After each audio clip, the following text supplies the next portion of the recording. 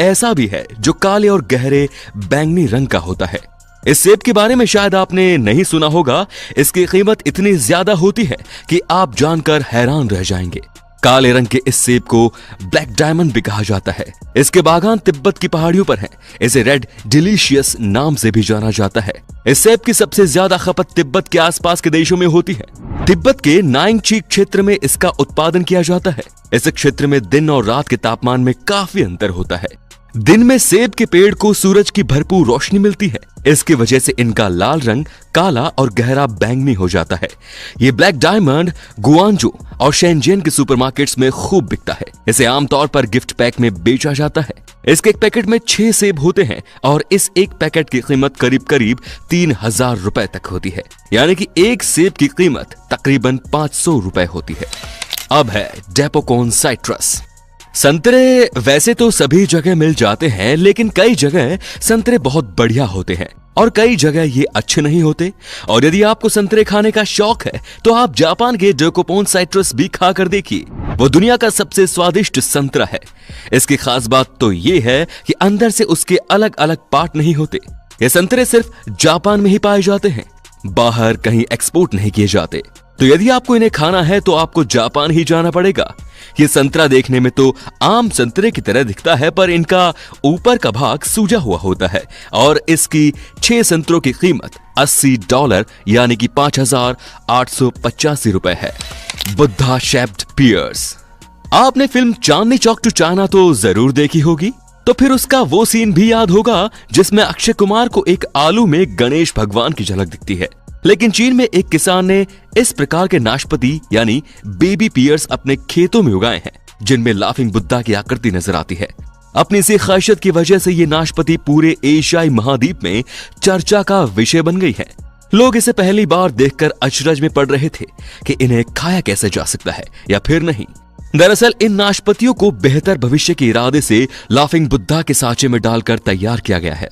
गाओ जियाझांग ने साल 2009 में इन नाशपातियों को अपने खेतों में उगाया था। इस पर पीपल्स डेली ऑनलाइन की एक रिपोर्ट भी तैयार की थी।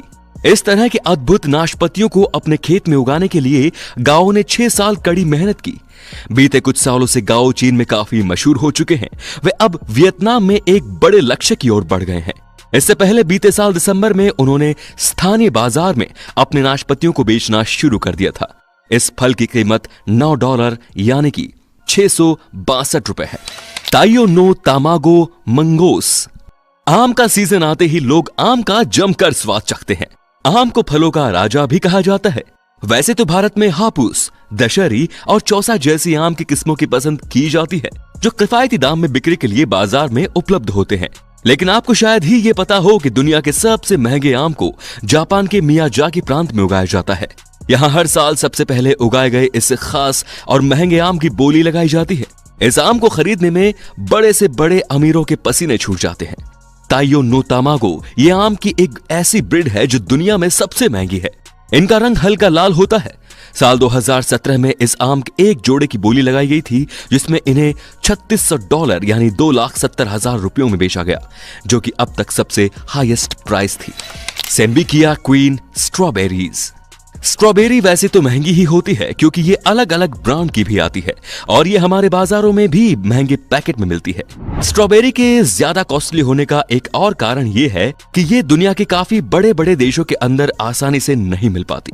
साथ ही इन्हें तैयार करने की लागत बहुत ज्यादा है और इन्हें तैयार होने में समय भी ज्यादा लगता है। पर सेम्बिकिया क्वीन स्ट्रॉबेरी कुछ ज्यादा ही स्पेशल है क्योंकि इन्हें नेचुरली अलग तरह से तैयार किया जाता है। ये कई दिनों तक स्टोर कर रखी जा सकती है। ये स्ट्रॉबेरीज गहरे लाल रंग की होती है और इनकी ऊपर की स्किन बहुत शाइनी होती है और ये नॉर्मल स्ट्रॉबेरीज के मुकाबले बड़ी होती है।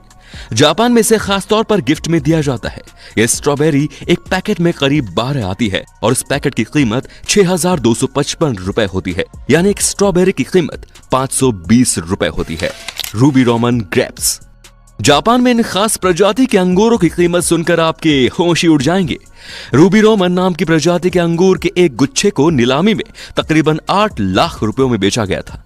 जापान में अंगूर की ये प्रजाति महंगे फलों के तौर पर जानी जाती है।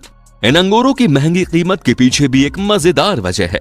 दरअसल अंगूर की इस प्रजाति को सरकार ने 12 साल पहले तैयार किया था। ये स्वाद में काफी मीठे और रसदार होते हैं।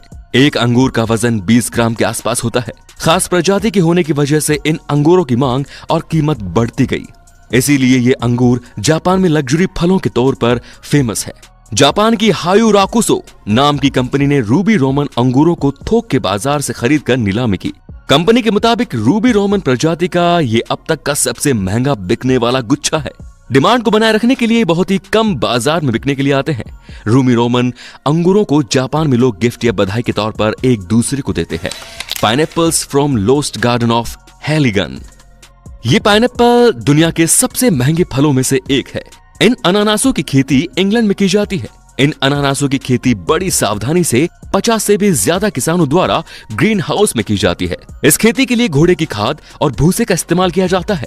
इन्हें इंग्लैंड के लॉस्ट गार्डन ऑफ हेलिगन में उगाया जाता है। इस एक अनानास की कीमत तकरीबन $1600 यानी लगभग 1 लाख रुपए होती है। इन पाइनएप्पल को बनने में लगभग 2 साल का समय लगता है। ये पाइनएप्पल बिल्कुल पीले रंग के होते हैं और इन्हें बनाने के लिए स्पेशल ग्रीन हाउस बनाने पड़ते हैं। इसीलिए ये पाइनएप्पल 1 लाख तक बिकते हैं। Square watermelon. दरअसल जापान में गर्मियों के दिनों में सहकर्मियों, दोस्तों और रिश्तेदारों को उपहार देने का ओकेजन मनाया जाता है। इसमें तरबूज का उपहार सबसे ज्यादा प्रसिद्ध है। जापान के कागवा के किसान तरबूजों को चौकोनी आकार देने के लिए कंटेनर्स का इस्तेमाल करते हैं। जब ये छोटे होते हैं तभी उन्हें एक चौकोनी कंटेनर में रखा जाता है, जिससे ये बढ़ते समय अपने आप ही आकार ले ले। इन स्पेशल तरबूजों को रशिया एक्सपोर्ट किया जाता है, जिसके लिए इन्हें पकने के ठीक पहले ही काटा जाता है। इसका इस्तेमाल ज्यादातर डेकोरेशन के लिए किया जाता है, क्योंकि आम तरबूजों की तरह लाल और मीठे नहीं होते। हालांकि तरबूजों को खाने के लिए भी इस्तेमाल किया जा सकता है, लेकिन एक तरबूज के लिए आपको तकरीबन 45,000 रुपए चुकाने पड़ेंगे, जो कि एक इंडियन तरबूज के मुकाबले कई गुना ज्यादा है। अब है डेंसुक वाटरमेलन। ये तरबूज बहुत ही बड़े होते हैं। ये साधारण तरबूज से कहीं ज्यादा रसीले होते हैं, जिसकी वजह से ये कई दिनों तक खराब नहीं होते। डेंसुके तरबूज को जापान में उगाया जाता है और ये तरबूज इतने बड़े होते हैं कि कभी कभी इनका वजन 10 किलो तक पहुंच जाता है। जान लीजिए, ये कोई आम तरबूज नहीं है जो हमारे बाजारों में मिलता है। ये जापान की तकनीक से उगाया हुआ एक अलग तरह का तरबूज है, जो बहुत ही स्वादिष्ट और पानी से भरपूर होता है। इस तरबूज की कीमत लगभग 4,50,000 रुपए है और ये सिर्फ जापान में ही अवेलेबल है। अगर आपको ये तरबूज खाना है तो आपको जापान में जाकर 4.5 लाख रुपए खर्चने पड़ेंगे। और अंत में है युबारी मस्कमेलन। दोस्तों, ये आपकी स्क्रीन के ऊपर जो खरबूजे दिखाई दे रहे हैं, इन 2 खरबूजों की कीमत लगभग 20 लाख रुपए है। इन खरबूजों को यहाँ युबारी मेलोन के नाम से जाना जाता है।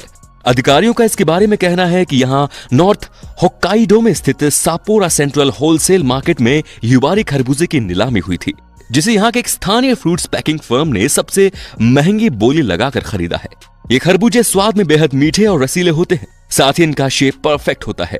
अपनी कीमत के कारण जापान में युबरी खरबूजा इस कदर मशहूर है कि लोग इसे खास मौकों पर अपने परिजनों और दोस्तों को उपहार के रूप में भी भेंट करते हैं। यहाँ तक कि खास त्योहारों पर भी लोग एक दूसरे को युबारी खरबूजा उपहार में देते हैं। जापान में ऐसे करना सामाजिक स्थिति और प्रतिष्ठा को दर्शाता है, इसीलिए लोग इस पर विशेष ध्यान देते हैं।